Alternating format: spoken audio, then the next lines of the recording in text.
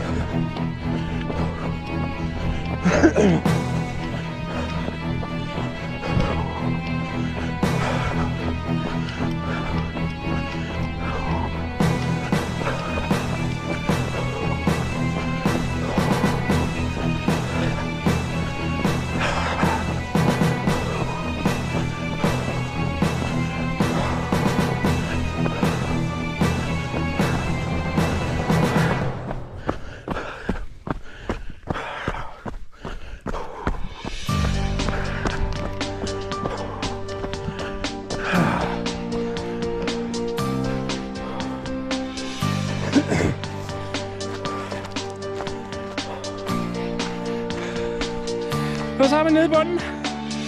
Det tager cirka, som er lige så hurtigt som Sune, 1,55.